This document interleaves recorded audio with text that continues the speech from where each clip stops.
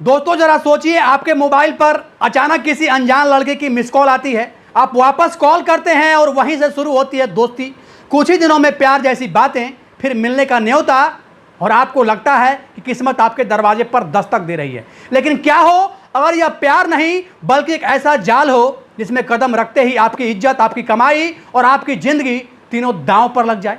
बिहार की राजधानी पटना से सामने आया यह मामला बिल्कुल किसी क्राइम थ्रिलर फिल्म की कहानी जैसा लगता है, लेकिन यह 100% हकीकत है। एक पति पत्नी ने मिलकर एक ऐसा सातिर जाल बिछाया कि कई लोग इसके शिकार बन गए। Miss call, Facebook friend request, प्यार का झांसा, अश्लील वीडियो और फिर लाखों की ब्लैकमेलिंग। आखिर यह पूरा खेल कैसे चलता था? पुलिस ने इस गिरोह का पर्दाफाश कैसे किया? और सबसे बड़ा सवाल, अगर आपके साथ ऐसा हो जाए तो आप क्या करेंगे?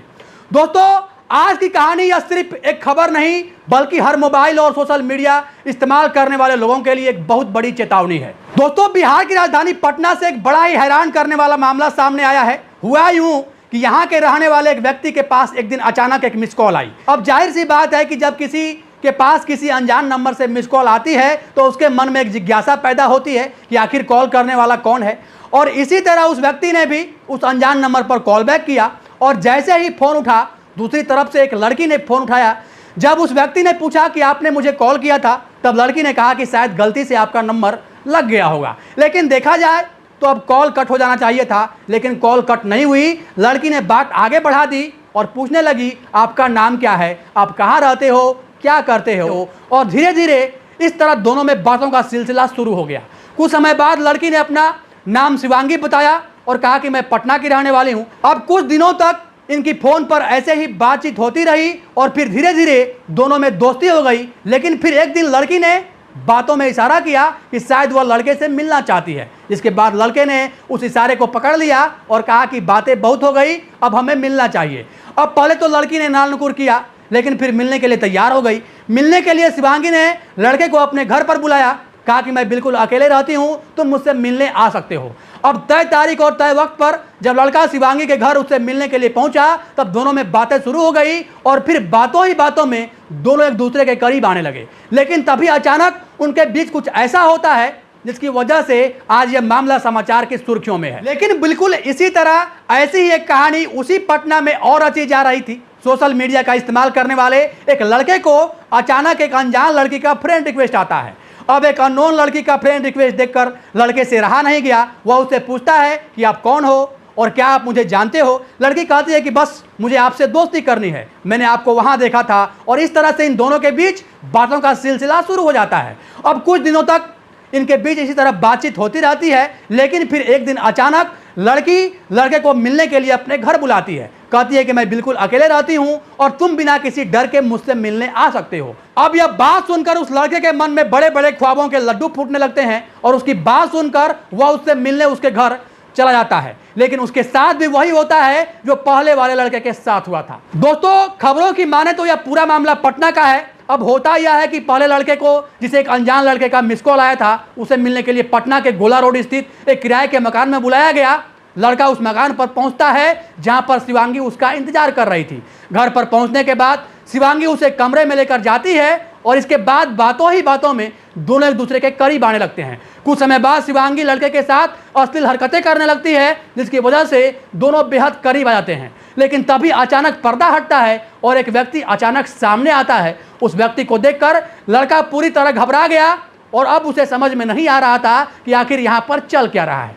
लेकिन तभी वह व्यक्ति कहता है कि भैया तुम्हारा वीडियो बन चुका है और अगर तुम चाहते हो कि यह वीडियो वायरल न किया जाए तो मुझे पैसे चाहिए।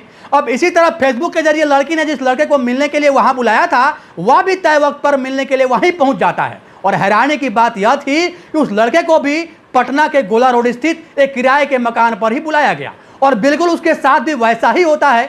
लड़की उसे कमरे में लेकर जाती है और धीरे धीरे उसके साथ अश्लील हरकतें करने लगती है। और फिर अचानक एक व्यक्ति सामने आता है और कहता है कि तुम्हारा वीडियो बन चुका है और अगर चाहते हो कि वीडियो वायरल ना हो तो इतने पैसे मुझे चाहिए। अब होता यह है कि जैसे उनके साथ यह पूरी घटना होती है, तब 28 मई को रूपसपुर थाने में इस मामले को लेकर शिकायत दर्ज कराई जाती है। और जैसे ही पुलिस को इस पूरे मामले के बारे में पता चलता है, पुलिस इस मामले को बड़ी ही गंभीरता से लेती है, जिसके बाद तकनीकी जांच शुरू होती है। मोबाइल लोकेशन और अन्य साक्ष्यों के आधार पर पुलिस गोला रोड स्थित उसके किराए के मकान में दबिश देती है, जहां से शिवांगी और सत्यरंजन को गिरफ्तार कर लिया जाता है। असल में यह पूरा खेल पति पत्नी चला रहे थे। जी हां, पति पत्नी, पत्नी शिवांगी और पति सत्यरंजन, ये दोनों बेहद शातिर तरीके से लोगों को जाल में फंसाकर पैसे ऐंठने का काम करते थे, जिसमें शिवांगी कभी मिस कॉल के जरिए तो कभी फेसबुक पर लोगों को फ्रेंड रिक्वेस्ट भेजकर प्यार के जाल में फंसाती और फिर मिलने का बहाना बनाकर उन्हें किराए के मकान में बुलाया जाता। उस मकान में जाने के बाद शिवांगी लड़के को कमरे में लेकर जाती, उसके साथ अश्लील हरकतें करती और इस दौरान उसका पति सत्यरंजन उनका पूरा वीडियो अपने मोबाइल के कैमरे में रिकॉर्ड कर लेता और फिर जैसे ही इन्हें भरपूर कंटेंट मिल जाता तब शुरू होता ब्लैकमेलिंग का वो अनोखा खेल। कभी उन लोगों से पैसे का डिमांड होता तो कभी ज्वेलरी और जेवरात। हालांकि जो जेवरात उन्हें इस ब्लैकमेलिंग के काम से मिलते थे, इन्हें खपाने के लिए इनका तरीका भी इन लोगों ने ढूंढ लिया था।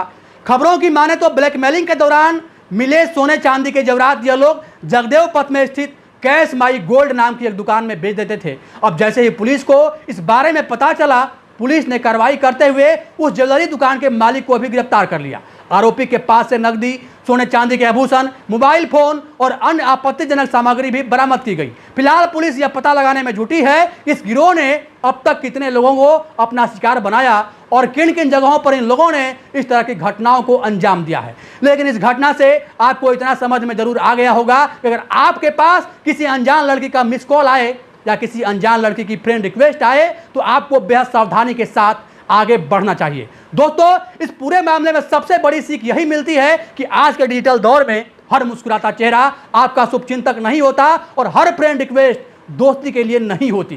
कुछ लोग आपकी एक छोटी सी लापरवाही का इंतजार करते हैं और फिर उसी को हथियार बनाकर आपकी इज्जत, आपकी मेहनत की कमाई, आपका मानसिक सुकून पूरी तरीके से छीन लेते हैं। याद रखिए, कोई भी अनजान कॉल, मैसेज या फ्रेंड रिक्वेस्ट आपकी जिंदगी बदल सकती है, लेकिन यह बदलाव अच्छा भी हो सकता है और बेहद खतरनाक भी।